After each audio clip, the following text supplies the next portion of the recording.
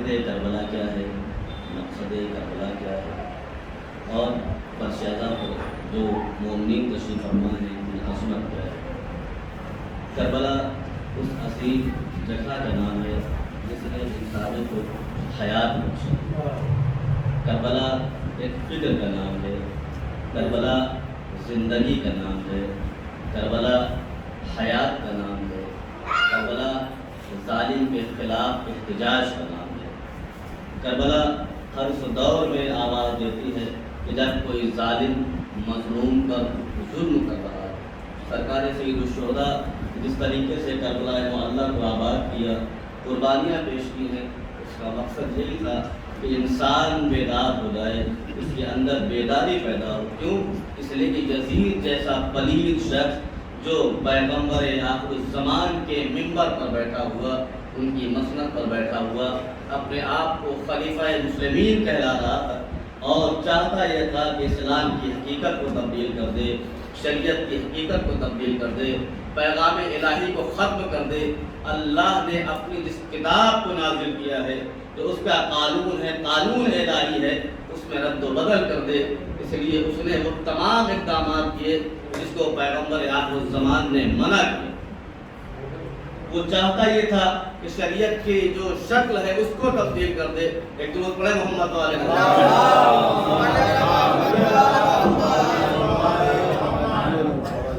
یاد رہے میرے عزیزو کہ جو گناہ ہوتے ہیں وہ دو طریقے کے ہوتے ہیں۔ پہلا گناہ تو ہوتا ہے کہ جو انسان کی زندگی میں خود اثر انداز ہوتا ہے، مثلاً ہم نے کوئی عمل انجام دیا جو خیر نہیں تھا، غلط انجام تھا، غلط تھا، اور ہم نے اس کو انجام دیا تو اس کا اثر ہمارے اوپر ہوگا۔ مگر کچھ گناہ ایسے ہوتے ہیں کہ جو معاشرے کو تباہ کرتے ہیں، سماج کو تباہ کرتے ہیں۔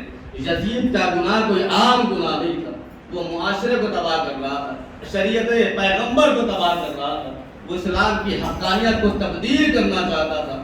اسی لیے شاید اس کے لیے ارشاد ہوا کہ کچھ افراد ایسے بھی ہیں کہ جو ظلمت کے، جو برائیوں کے اس گہرے سمندر میں غوطہ ہیں، کہ جن کی گہرائیوں کا یہ عالم ہے کہ ان کے اوپر موج ہے، اور موج کے اوپر پھر موج ہے، اور موج کے اوپر پھر ایک سیاہ بادل، یعنی گہرائی کے اس قدر گہرائی میں دھسے ہوئے ہیں کہ سمندر کی اس گہرائی میں ہے کہ جہاں پہ سوائے تاریکی کے کچھ بھی نہیں ہے۔ اس گہرائی میں موج ہے، موج کے اوپر پھر موج ہے، اور اس کے اوپر پھر بادل۔ اب آپ ذرا مجھے انصاف سے بتائیں کہ اگر کوئی انسان، کوئی شخص اتنی گہرائی میں ہو کہ جہاں پہ تاریکی ہو، اندھیرا ہو، کچھ نظر نہ آ رہا ہو، اور مدد کے کوئی راستے، کوئی وسیلہ نظر نہ آ رہا ہو، تو ایسی صورت میں ہمیں کیا چاہیے؟ سب سے پہلی شے جو ہمیں چاہیے وہ یہ کہ ہمیں روشنی مل جائے، اس کے علاوہ ہمیں کوئی کشتی مل جائے جو ہمیں نجات عطا کرے۔ آپ سمجھے پیغمبر آخر الزمان کا وہ فکرہ میرے مولا نے فرمایا تھا کہ ان الحسین مصباح الہدی و سفینۃ النجات، حسین ہدایت کا چراغ بھی ہے اور سفینہ نجات بھی ہے۔ اب اگر کسی کو ہدایت چاہیے تو وہ بھی حسین کے در پہ آ جائے، کسی کو نجات چاہیے تو وہ بھی کشتی حسین میں سوار ہو جائے۔ حسین کی کشتی جو ہر ماہ اذا میں آ جاتی ہے، عزاداروں کو اپنی طرف بلا رہی ہوتی ہے۔ کیوں؟ اس لیے کہ جو یزیدیت کی تاریخ کی سماج میں پھیلی ہوئی ہے، جو لوگوں کے درمیان میں پھیلی ہوئی ہے، اس کو ختم کیسے کیا جائے؟ ظاہر سی بات ہے وہ ذات حسین ابن علی ہے کہ جب انسان حسین کی ذات سے وابستہ ہو جاتا ہے تو نجات یافتہ ہو جائے گا۔ تو پڑھیں محمد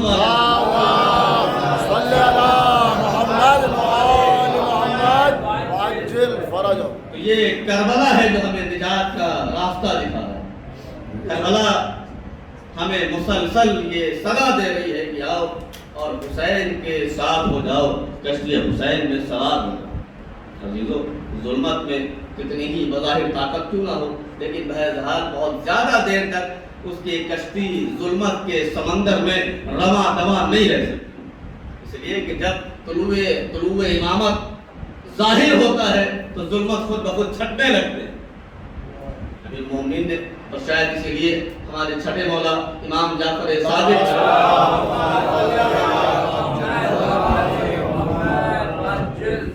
دیکھیے ہمارے مولا سے میں نے ایک اور درود پڑھے محمد والے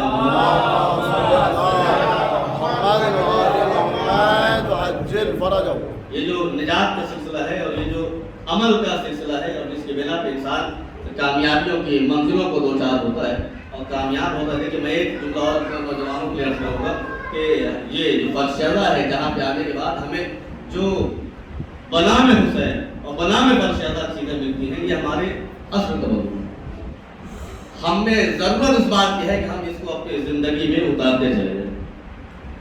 دوستی کا جو معیار بھی بیان کیا گیا ہے فرشیزہ کے ذریعے سے ہمارے معصومین نے جو بیان فرمایا کہ دیکھو دوستی بھی کرو. میں ابھی اسی چیز پہ آ رہا ہوں جہاں سے میں نے اپنی بات کو رکھا ہے. دوستی کے معیار کے لیے ہمارے مولانا نے فرمایا کہ دیکھو دوستی جب تم کرو. آج کل یہ دوستی بہت زیادہ ہوتی ہے. آپ اس کو دیکھیں وہ دوست پہ دوست دوست پہ دوست اور عالم یہ ہوتا ہے کہ انسان گمراہ ہونے لگتا ہے. امام نے فرمایا کہ بہت زیادہ تمہیں دوستوں کی ضرورت نہیں ہے. کم ہو مگر اچھے ہو. کم ہو مگر اچھے ہو. دوست ہر کسی کو نہیں بنایا جا سکتا. اس لیے کہ اگر دوست اچھا ہے تو وہ خود بھی نجات پائے گا اور تمہیں بھی نجات دلائے گا. لیکن اگر دوست تمہارا برا ہے تو خود بھی گمراہ ہوگا اور تمہیں بھی گمراہ کرے گا. آج کل ہمارے ساتھ کیا ہوتا ہے ہمارے معاشرے میں جو بچے اسکولوں میں جاتے ہیں کالجوں میں جاتے ہیں بعض بچے ایسے ہوتے ہیں گھر کا ماحول تو بہت اچھا ہے مگر بچہ اس کے بعد بگڑ گیا. کیوں؟ کہا اس کی سنگت غلط ہو گئی, دوست غلط مل گئے. اور بعض بچے ایسے ہیں کہ جن کا ماحول اچھا نہیں ہے مگر ان کو دوست اور احباب اچھے مل گئے جس کی بنا پر وہ بہتر ہو گئے. تو جو اچھے دوست ہوتے ہیں وہ نجات کے ضامن بن جایا کرتے ہیں. جو برے دوست ہوتے ہیں وہ اپنے ساتھ غرق کر دیا کرتے ہیں. یہی حال جناب موسیٰ کے دور میں. جناب موسیٰ اپنے قوم کو لے کے دریا سے پار ہو گئے. جناب موسیٰ اپنے قوم کو لیے ہوئے اور ان کو نجات دینے کے لیے جب دریا سے گزر رہے ہیں دریا سے کو عبور کرنا چاہتے ہیں تو ان کے لشکر میں ایک شخص ہے لیکن دو دوست ہیں وہاں پہ. ایک دوست وہ ہے جو جناب موسیٰ کے ساتھ ہے, دوسرا وہ ہے جو فرعون کے ساتھ ہے. جو فرعون کے ساتھ ہے. اب ظاہر ہے دوست ہے تو دوست کے دل میں دوست کی محبت ہوگی. تو اب جو جناب موسیٰ کے ساتھ ہے اس کو تو یقین ہے کہ ہم نجات پا گئے لیکن دل میں اپنے دوست کی محبت بھی ہے. اب وہ یہ سوچتا ہے کہ ہم چونکہ یہاں سے نکل رہے ہیں نجات پا رہے ہیں لہذا ہمارا دوست بھی نجات پا رہا ہے. اب وہ اس قافلے میں چل تو رہے ہیں لیکن دھیمے دھیمے وہ جو دوست ہے دریا میں راستہ بن چکا ہے. جناب موسیٰ نے عصا مارا راستہ بن گیا. قافلہ رواں دواں ہے چل رہا ہے لیکن یہ جو دوست ہے وہ دھیمے دھیمے دھیمے دھیمے پیچھے ہو رہا ہے. کیوں؟ تاکہ پیچھے ہو جائے اور اگر ممکن ہو تو جو دوست اس کا فرعون کے لشکر میں ہے اس کو آواز دے کہ اپنی جانب بلا لیں. اب یہ کوشش کر رہا ہے یہاں تک کہ یہ پیچھے آ گیا. اس اثنا میں جناب موسیٰ کا لشکر پار ہو گیا لیکن یہ پیچھے رہ گئے. نتیجہ یہ ہوا کہ جب فرعون کا لشکر دریا میں پہنچا ہے اور اس لشکر کو غرق کیا گیا تو ساتھ ہی ساتھ یہ اچھا دوست بھی غرق ہو گیا. تو پتہ یہ چلا کہ اگر انسان برائی سے ملا ہوا ہو تو برائی خود تو مٹتی ہی مٹتی ہے اپنے ساتھ اچھائی کو بھی لے جاتی ہے. ایک جو بڑے محمد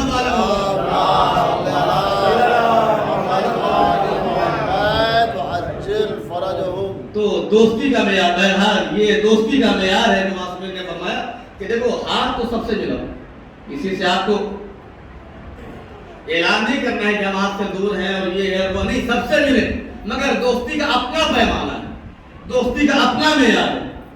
ہر کسی سے آپ نہیں مل سکتے. اب ہمارے یہاں کی دور بہت زیادہ ہو جاتے ہیں کہ آج کل لوگ اپنی چیزوں کو شریعت میں بہت داخل کرتے ہیں. کہا مولانا یہ چیز تو ہمیں سمجھ میں نہیں آتی. ارے بھیا آپ کو سمجھ میں کیا آتا ہے؟ اس لیے کہ ہر چیز ہر انسان کے سمجھ میں تھوڑی آ سکتی ہے. اب ہم اگر یہ کہیں کہ ہمیں سب کچھ سمجھ میں آتا ہے ہم کسی اور کی بات کیوں کریں, اپنی بات کریں. ہم یہ اعلان کریں کہ ہم نے شریعت میں سب کچھ سمجھ لیا, سب کچھ پڑھ لیا, سب کچھ جان لیا تو ہر صاحب جاتا یہی کہے کہ نام بیوقوف انسان. یہ کیسے ممکن ہے؟ وہ تو ایک ہی تھا, ایک ہی ذات تھی جو ممبر پہ آنے کے بعد دعوائے سلونے کرتے تھے. اب اس کے بعد کوئی اور ذات ایسی نہیں ہے جو یہ کہے کہ ہمارے پاس تمام علم ہے. تو اپنی رائے کو قائم نہ کریں. اس طریقے سے لوگ شریعت میں چیزوں کو سنتے کہتے ہیں ہمیں یہ سمجھ میں نہیں آیا, اور یہ سمجھ میں نہیں آیا, اور یہ سمجھ میں نہیں آیا, اور ہم نے یہ بھی نہیں سنا تھا اور یہ بھی نہیں سنا تھا. ارے بھائی آپ نے سنا ہی کیا کہ بہت ساری چیزیں ہوتی ہیں، بعض مرتبہ ہم جن چیزوں کو جانتے ہیں جب وہ چیزیں بیان ہو رہی ہوتی ہیں تو ہم متوجہ ہو جاتے ہیں، مگر بعض مرتبہ یہ بھی ہوتا ہے کہ ہم جن چیزوں کو نہیں جانتے وہ چیزیں بیان بھی کر دی گئی، ہم متوجہ نہیں ہوئے، لیکن پھر کبھی اگر ہم نے سن لیا تو ہم یہی کہتے ہیں کہ ہم نے کبھی سنا ہی نہیں تھا۔ ارے سنا نہیں تھا تو آج تو سن لیا، کبھی تو پہلی بار ہوگی نا۔ درود پڑھے محمد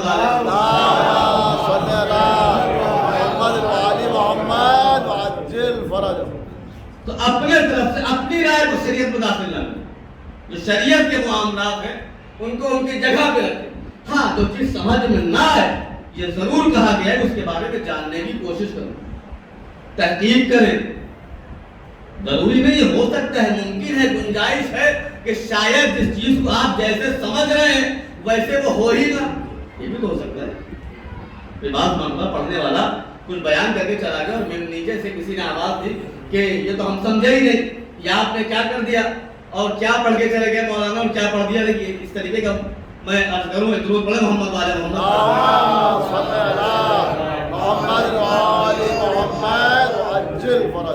بعض مرتبہ یہ چیزیں ہوتی ہیں۔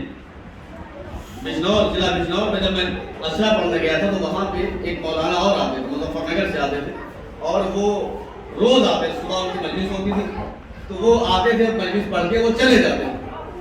تو انہوں نے دوران مجلس کے بعض مرتبہ میں نے عرض کیا کہ بعض مرتبہ جو چیزیں ہوتی ہیں وہ ہوتی کچھ اور ہیں اور سمجھ میں کچھ اور آتی ہے۔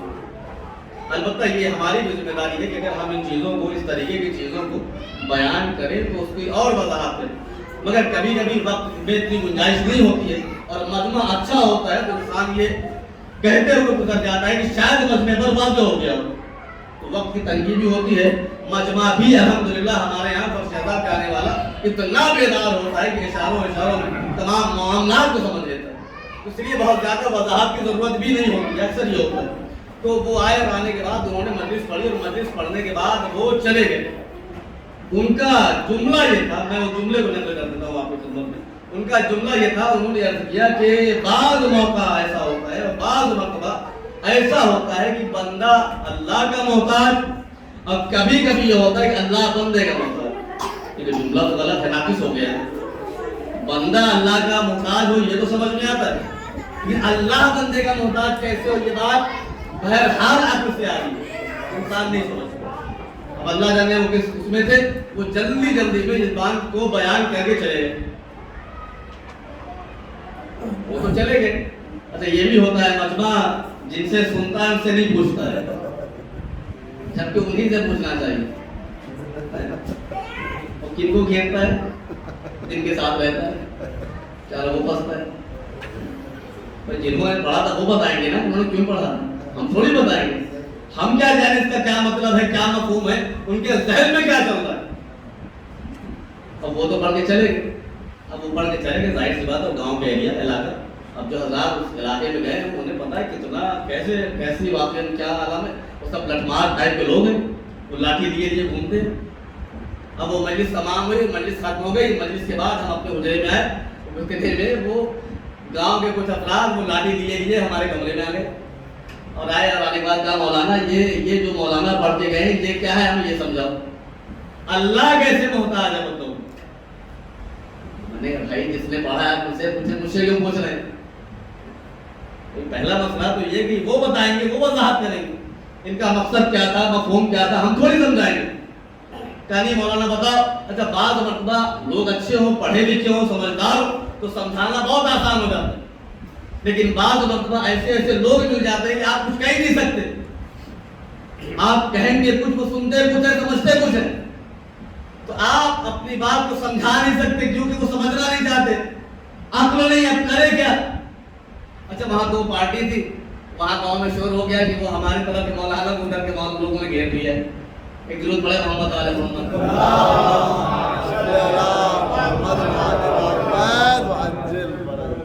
وہ ایک الگ ہنگامہ ہو گیا وہ بات کے دل۔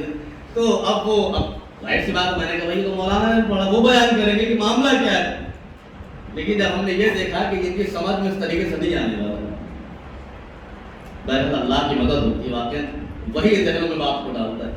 میں نے کہا دیکھیے میں سمجھاتا ہوں، اب ان کی وضاحت تو نہیں کی جملے کی، بلکہ ایک نیا جملہ میں نے کہا کہ بعض مرتبہ ایسا ہوتا ہے کہ ہم بولتے کچھ ہیں ہوتا کچھ ہے.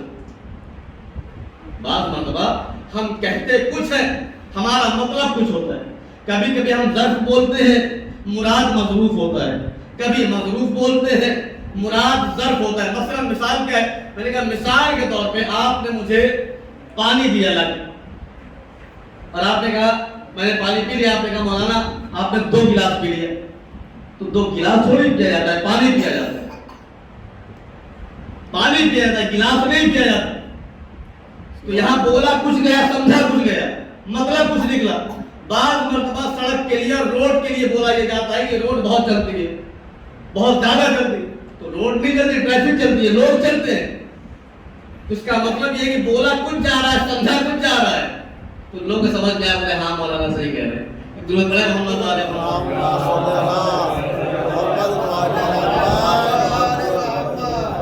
تو بعض مرتبہ یہ بھی ہوتا ہے کہ بولا کچھ گیا اور سمجھا کچھ گیا. تو بہتر یہی ہوتا ہے کہ اس سے وضاحت چاہیے جائے جو بیان کرتا ہے. صرف ذہن نہیں سمجھ سکتا, اللہ جانے اس کے ذہن میں کیا ہے, کون سی تفسیر ہے, کون سی روایات ہے, اس کا دائرہ کیا ہے, مقدمہ کیا ہے, کس نظریے کو پیش کرنا چاہتا ہے, وہ تو خود بہتر سمجھتا ہے. اسی طریقے سے ہمارے 11ویں امام حسن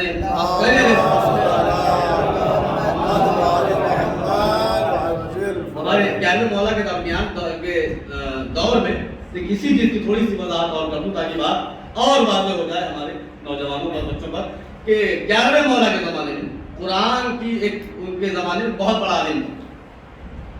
اس نے قرآن کی تحریف کے اوپر ایک کتاب لکھنا شروع کی. اس نے قرآن کو پڑھا. آج ہمارے یہاں بھی ہوتا ہے نا کہ لوگ ترجمے کو پڑھ کے قرآن کو سمجھنا چاہتے ہیں, لیکن ترجمے سے آپ قرآن کو نہیں سمجھ سکتے. اس لیے کہ بعض مرتبہ جو ظاہری چیزیں ہیں وہ بیان کر دیا, لیکن ان کی حقیقت کیا ہے آپ کو نہیں سمجھ سکتے. اسی لیے کہا گیا ہے کہ آپ صاحبان علم کے پاس جائیں, ان سے پوچھیں کہ جو علم کے سمندر میں غوطہ زن ہے وہ ان کے حقیقی معنی و مفاہیم کو بتائیں. تو یہ اور نہیں بتا سکتا ہے.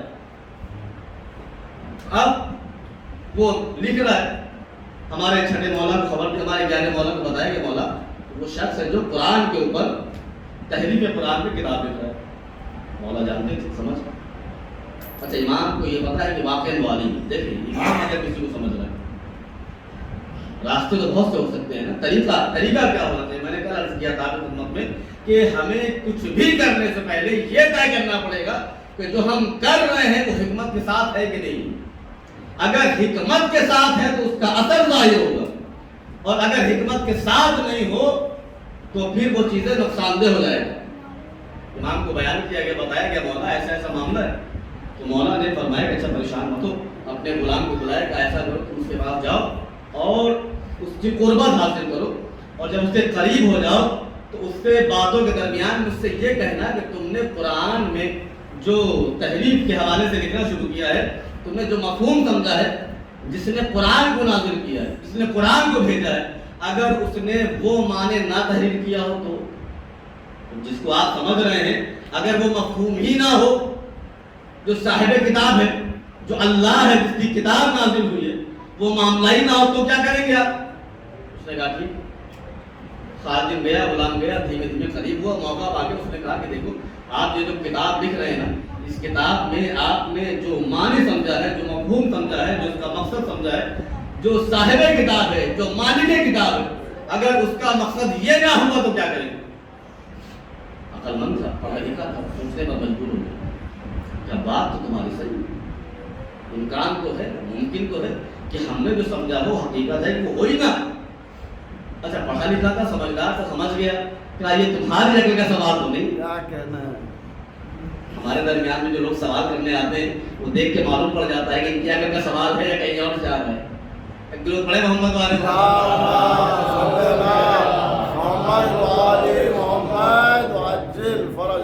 تو یہ چیزیں اس نے کہا کہ یہ سوال تمہاری عقل کا نہیں.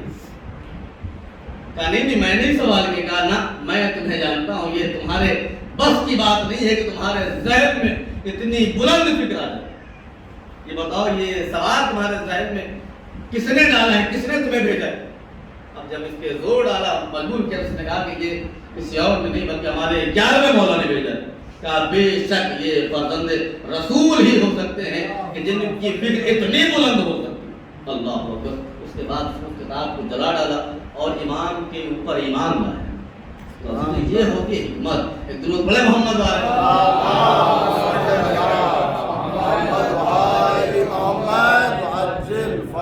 تو اب ہمیں اپنی فکر اپنا قیاس تابع نہیں کرنا. شیطان کے ساتھ بھی یہی ہوا.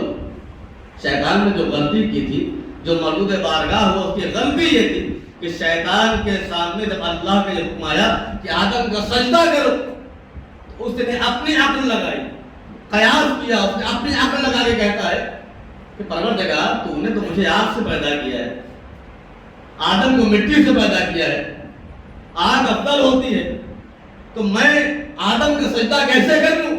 لیکن یہی پر اس سے غلطی ہو گئی. اس نے اپنی عقل لگائی نا. اگر خدا کی باتوں پہ عمل کر لیا ہوتا تو آج شاید اللہ کی بارگاہ میں ہوگا, مردود بارگاہ نہ ہوتا. مگر اپنی عقل شریعت میں داخل کی. اس نے کیا کہا کہ آگ افضل ہے, جبکہ ایسا نہیں ہے, آگ افضل ہو ہی نہیں سکتی. دلیل کیا کہا؟ دلیل یہ ہے کہ اگر کوئی چیز آگ کے حوالے کی جائے تو پھر واپس نہیں آتی, مگر اگر کسی چیز کو مٹی کے حوالے کیا جائے تو کئی گنا کر کے واپس کر دیتی. سبحان اللہ, سبحان اللہ. اگر کسی چیز کو مٹی کے حوالے کیا جائے تو کئی گنا کر کے واپس کرتی ہے. آگ میں کوئی چیز ڈالی جائے تو واپس نہیں آیا کرتی. اس کا مطلب یہ ہے کہ مٹی امین بھی ہے اور سخی بھی ہے. مٹی امین بھی ہے اور سخی بھی ہے. تو جب تراب کا یہ کمال ہے, تو جب تراب کے حوالے کوئی چیز کی جائے تو اب ابو تراب کا کیا عالم ہوگا؟ اتنے بڑے محمد والے محمد صلی اللہ محمد عاجل فرج. واہ واہ.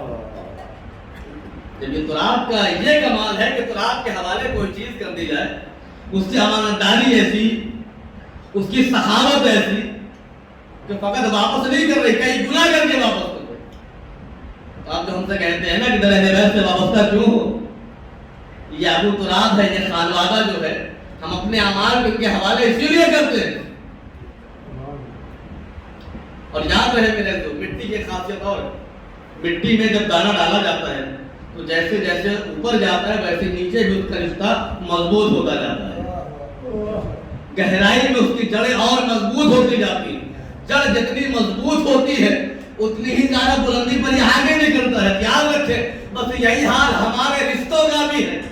اگر ہمیں بلندی کو چھونا ہے, منزل کمال کو جانا ہے, تو اپنے آپسی رشتوں کو مضبوط کرنا پڑے گا. اس لیے کہیں ایسا نہ ہو کہ ہماری جڑیں کمزور ہوں اور ہلکی سی ہوا ہمیں متزلزل کر. اس لیے کہ زمانہ بڑا مکار ہے, فریب ہے, یہ آپ سے فائدہ اٹھانا چاہتے ہیں. ایک دو بڑے محمد والے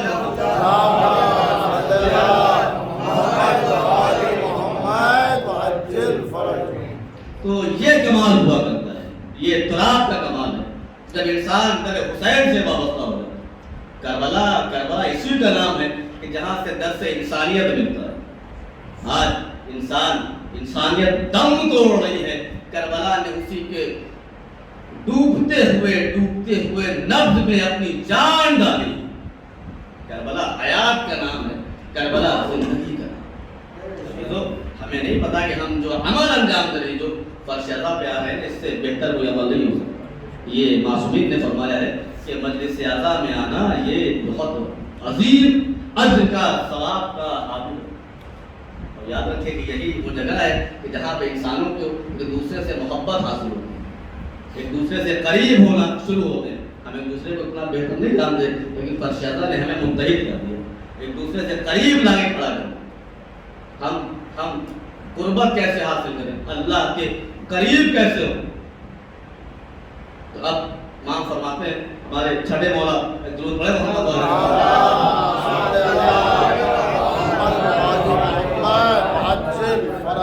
ایک اور درود پڑھے محمد والے.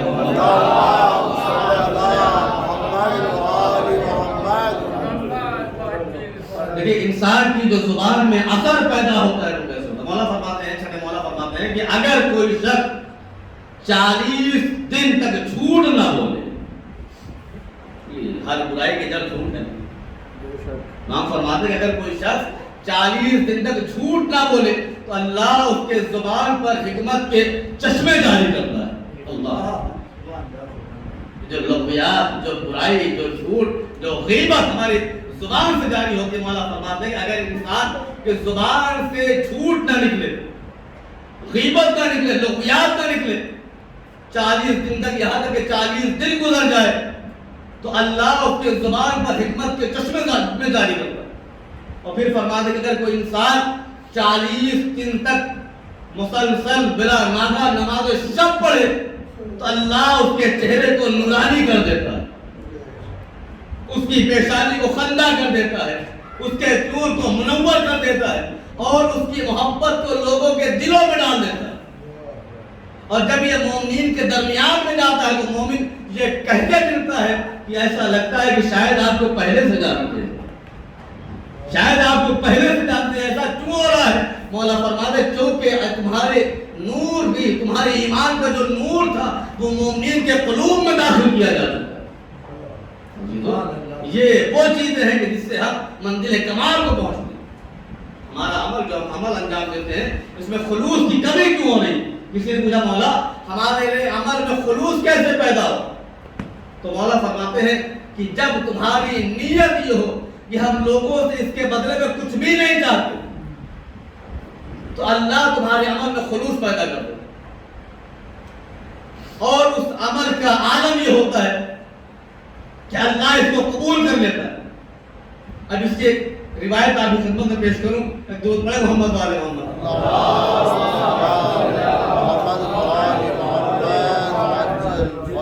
دیکھیں خلوص کا جو معاملہ ہوتا ہے اس لیے کہ عمل کوئی بڑا یا چھوٹا نہیں ہوا کرتا. اگر عمل چھوٹا ہے خلوص کے ساتھ ہے تو وہ بڑا ہو جایا کرتا ہے.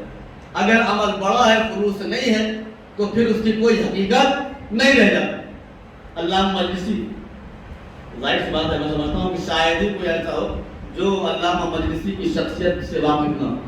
ایک بلند ترین شخصیت اور اتنی کتابیں لکھی ہیں کہ اگر آپ ان کی زندگی کو دیکھیں تو ہمیں ان کی زندگی کے جو وقت ہیں وہ کم نظر آتے ہیں، ان کی کتابیں زیادہ نظر آتی ہیں. اور ان کی کتابیں وہ کتابیں ہیں جن کو پڑھنے کے بعد لوگ مجتہد بنتے ہیں، مرجع بنتے ہیں، آیت اللہ بنتے ہیں. اتنی عظیم ذات انہوں نے اپنی زندگی میں خلوص کیا ہوتا ہے، بس میں اس کے بعد میں بات کو تمام کروں. خلوص کیا ہوتا ہے؟ انہوں نے خواب یہ دیکھا کہ میدان محشر ہے اور اللہ ان سے حساب و کتاب کر رہا ہے. ان سے سوال ہوا علامہ مجلسی یہ بتاؤ کہ تم نے میرے لیے کیا کیا؟ کہ آج جو ہم مجلسیں کر رہے ہیں اور جو نیکیاں کر رہے ہیں، بہت سارے افراد نیکی کرتے ہیں لیکن آج کل کی جو نیکیاں ہیں وہ فیس بک والی نیکی ہو گئی، سوشل میڈیا پہ ڈالی جاتی ہے، فیس بک پہ ڈالے جاتے ہیں.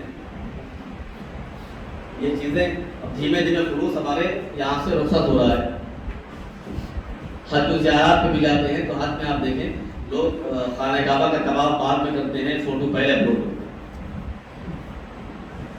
یہ ہمارے عالم ہو گیا ہے. زیارتوں پہ جاتے ہیں یا کہیں بھی عبادت خانوں میں جاتے ہیں، کسی جگہ پہ جاتے ہیں. دیکھیے تو اگر مقصد آپ کا یہ ہے، اگر مقصد آپ کا یہ ہے کہ لوگ اس کو دیکھ کے ان کے اندر ترغیب ہو، چاہ پیدا ہو، الحمدللہ سبحان اللہ.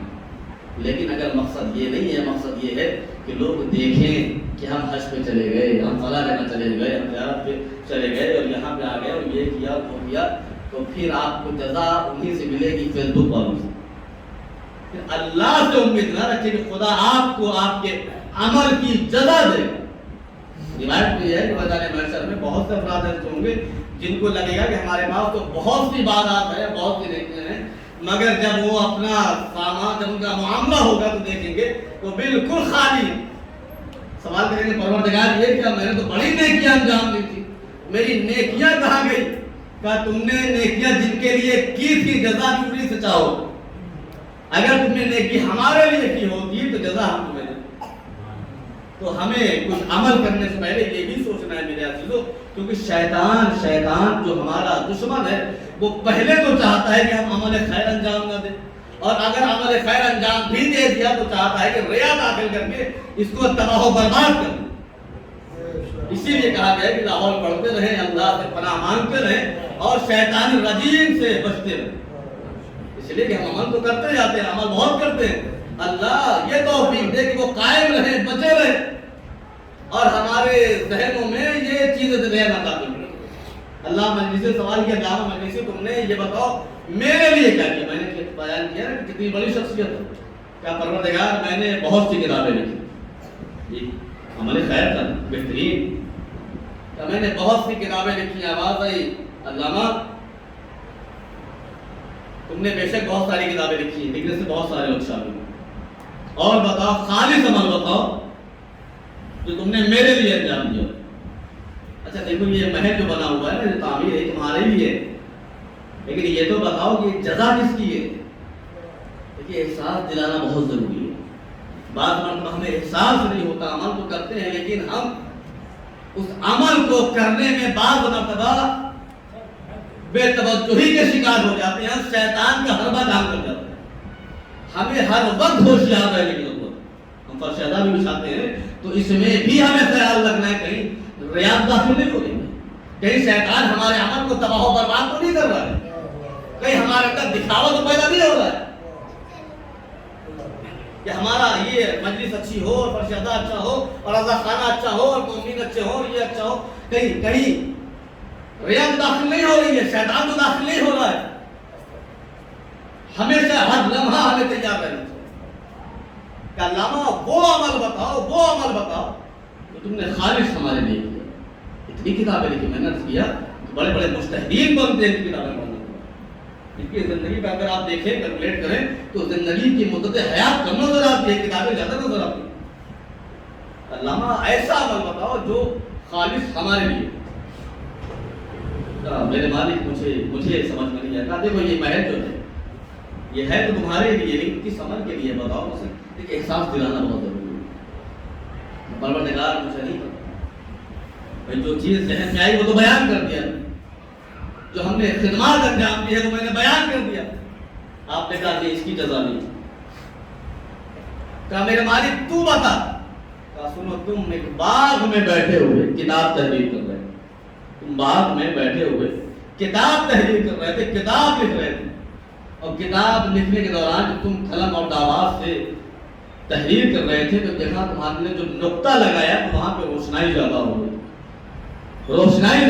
اتنے میں ایک مکھی آ کے اس پہ بیٹھ گئی، تم نے مکھی کو اس لیے نہیں ہٹایا، حالانکہ تم جانتے تھے کہ مکھی کے بیٹھنے سے وہ روشنائی پھیل جائے گی، نقطہ خراب ہو جائے گا، مگر تم نے اس لیے نہیں ہٹایا کہ یہ مخلوق خدا ہے، اپنی پیاس بجھانا چاہتی ہے، اپنی پیاس بجھا دے، بس تمہارا یہ عمل وہ عمل ہے جو صرف اللہ کے لیے تھا، اور یہ جو محل نظر آ رہا ہے اس عمل کی جزا ہے۔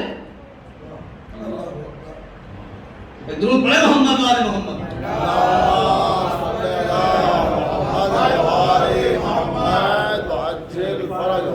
جو اس عمل کی جزا ہے۔ عزیزو عمل چھوٹا یا بڑا نہیں ہوتا، خلوص میں یاد ہے کس محبت کے ساتھ ہم نے عمل انجام دیا ہے، ایسا تو نہیں کہ شیطان داخل ہو کے ہمارے عمل کو تباہ و برباد کر رہا۔ فرش ادا سے ہمیں یہی درس ملتا ہے، ہمیں بیدار کیا جاتا ہے۔ عزائے سید الشہداء حسین ابن علی کی قربانی، بس میں نے بات کو تمام کر دیا۔ یہ عزا میں آنا اس گرمی میں، اس شدت میں، تمام تکالیف کو برداشت کرتے کیوں آتے ہیں؟ کون سی تڑپ ہے، کون سی بے چینی ہے جو آپ کو کھینچ کے فرش عزا تک لاتے ہیں؟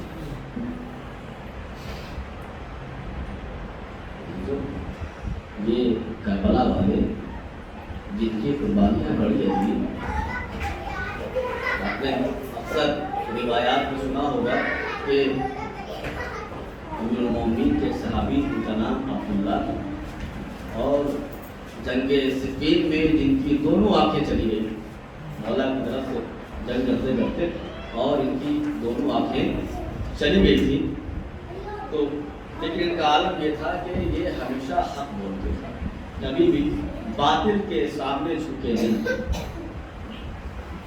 اپنی بیٹی کے ساتھ گزر رہے ہیں۔ عبید اللہ ابن زیاد تو ادھر سے گزر ہوا، بیٹی نے بتایا کہ بابا عبید اللہ ابن زیاد آ رہا ہے۔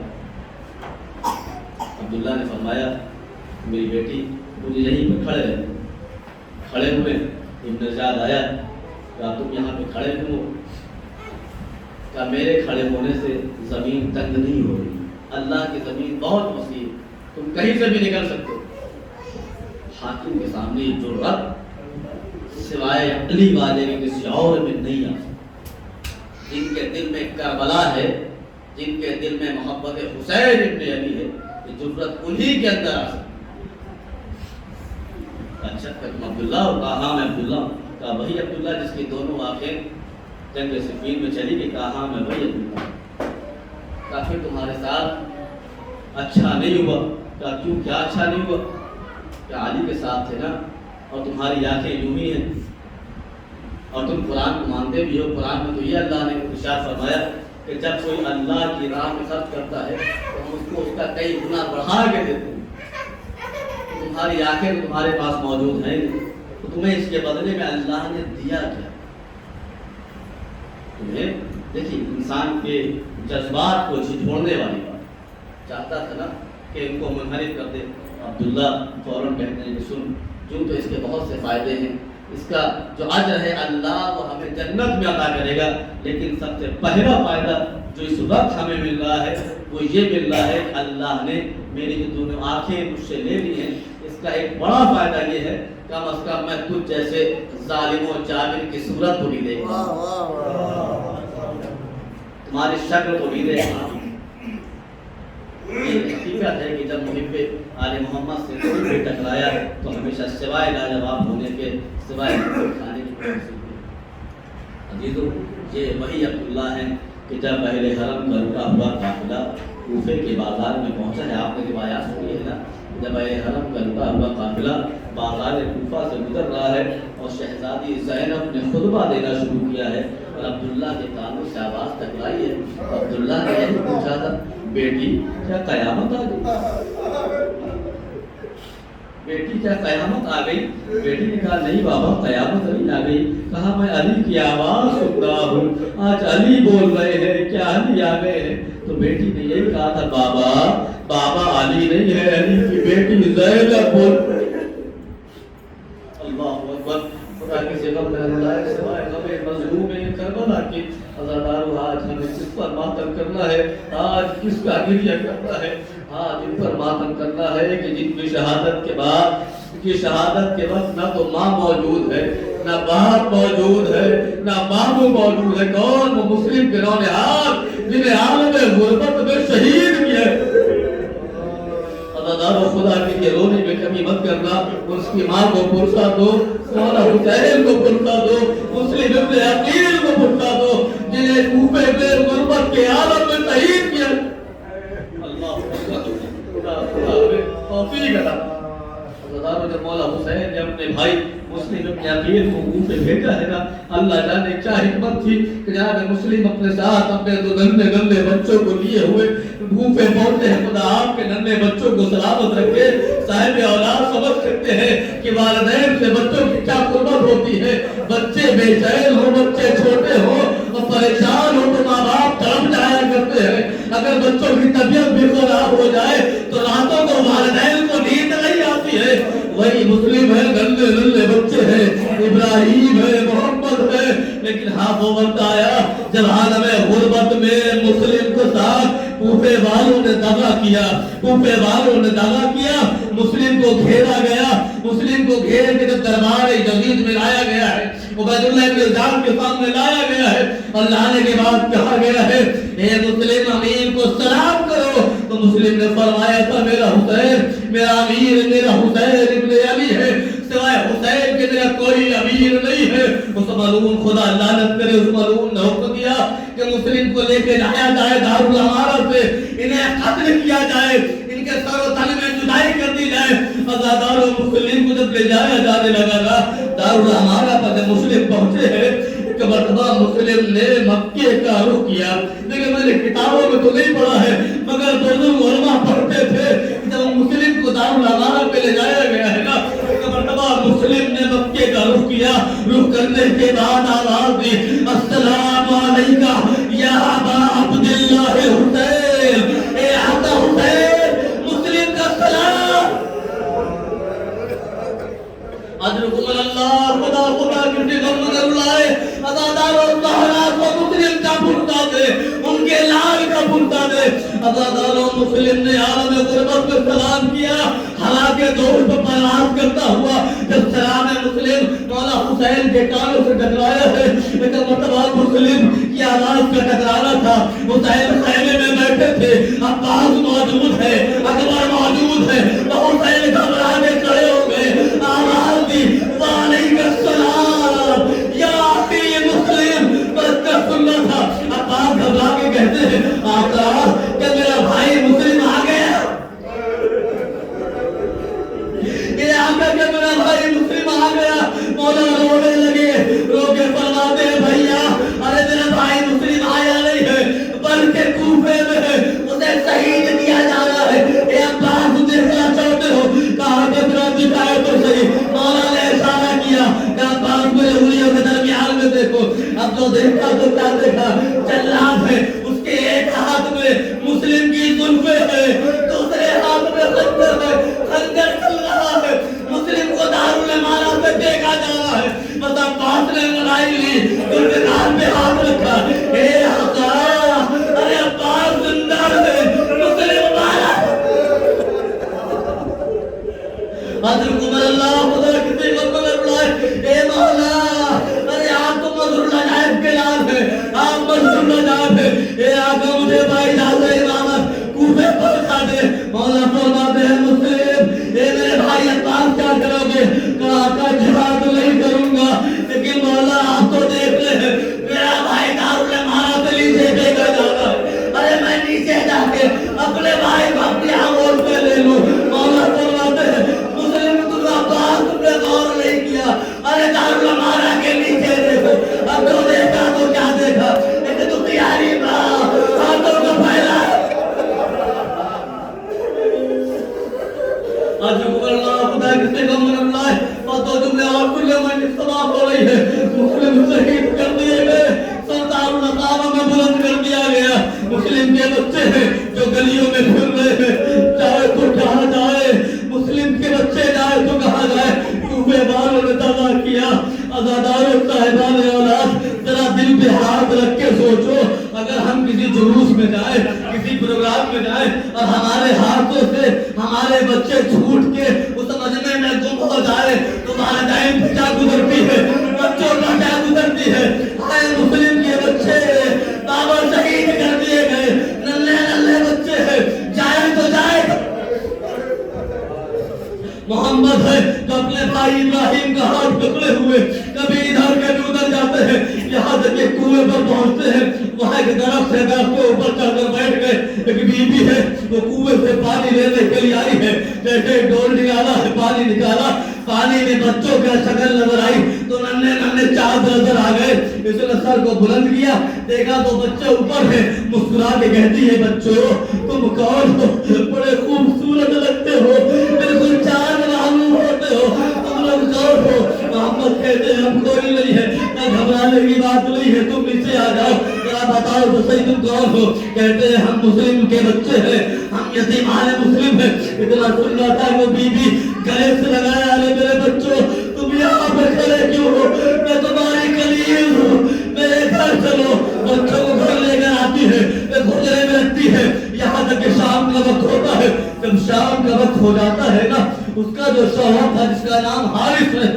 خدا لعنت کرے جب حارث گھر میں داخل ہوتا ہے نا اور جب عالم ہے گھبرایا ہوا ہے زوجہ کہتی تم گھبرائے ہوئے کیوں ہو کہ تمہیں نہیں پتا ہے مسلم کے 2 بچے تھے جو کوفے میں مل نہیں رہے ہیں ان پر 5000 کا انعام رکھا گیا ہے پورے دن میں نے بچوں کو تلاش کیا لیکن بچے ملے نہیں ہیں یہ بی بی سمجھ گئی یہ ملعون بچوں کو تلاش کرنا چاہتا ہے ان کے سر دربار میں جانا چاہتا ہے اس نے اپنے شوہر کو نہیں بتایا یہاں تک کہ رات ہو گئی جب آدھی رات گزری ہے نا اچانک بچے چونک کر بیدار ہوئے اور اس کے بعد رونے لگے انہوں نے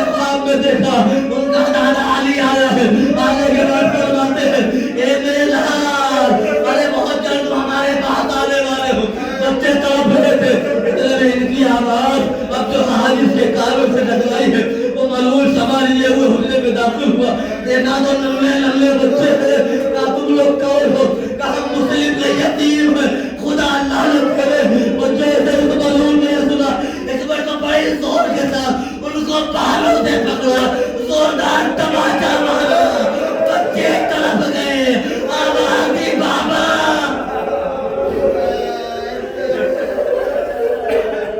اب جن پر نام پاک جن میں بڑی سوا ہو رہی ہے، خدا لعنت کرے ملعون نے دونوں بچوں کو بالوں سے پکڑا، اس کے بعد کا پھٹا ہوا میرے قرآن کی جانب چلا ہے، چاہتا ہے کہ بچوں کو قتل کر دے۔ محمد آگے بڑھے کہ یہ میرا بچہ ہے، میرا بھائی ابراہیم، میری ماں نے مجھ سے کہا تھا محمد یہ ابراہیم تمہارے حوالے ہے، ابراہیم کا خیال رکھنا۔ اے ظالم پہلے میرا سر میرے تن سے جدا کر۔ ابراہیم نے سنا، کہا نہیں پہلے میرا سر تن سے جدا کرو۔ اداکار طرح سننا تھا۔ بہرحال دونوں بچوں نے وقت مانگا، انہیں نماز ادا کی۔ نماز ادا کرنے کے بعد خدا لعنت کے ملعون نے سارا تل میں جدائی کی۔ جدائی کرنے کے بعد لاشے کو نہر فرات میں پھینکا گیا۔ دونوں بچوں نے باہر ڈال دیا، اس کے بعد نہر فرات میں چلے گئے۔ اداکار آخری جملہ سنے، اب یہاں سے جب یہ قافلہ 13 محرم کو اہل حرم کا لٹا ہوا قافلہ اب جب کوفے کی جانب چلا ہے نا، جب کوفے کے قریب پہنچا ہے، عجب حرم ہے، جب کوفے میں داخل ہونے لگا، کوفے والے بیویوں پر پتھر مار رہے تھے۔ جب دارالحرمانہ کے قریب یہ قافلہ پہنچا ہے، ایک مرتبہ کٹے ہوئے سر سے آواز آئی، السلام علیکم یا ابا عبداللہ، آقا حسین ہمارا سلام ہو۔ جیسے ہی زینب کے کانوں سے آواز ٹکرائی ہے، آواز دی، اے سجاد یہ کون ہے جو ہمیں سلام کر رہا ہے؟ بیمار نے فرمایا پھوپھی اما یہ کوئی اور نہیں ہے، تیرا دارالحرمانہ پر دیکھے چچا مسلم کہتا ہے۔ اب جو نگاہوں کو اٹھایا مسلم کہتا تھا، بیویاں رو رہی تھی، لیکن جیسے ہی زوجہ مسلم قریب آئی ہے، ہاتھوں کو جوڑے کہتی ہے، اے میرے والی و والد، مجھے یہ تو معلوم ہے آپ کے ساتھ کیا ہوا، لیکن اتنا تو بتائیے آپ کے ساتھ تو میرے نلے بچے آئے تھے، میرے بچے کیا ہوئے، مسلم کیا کرے، کیسے بتائے، ہم اچھے شہید کر دیے گئے۔ ابراہیم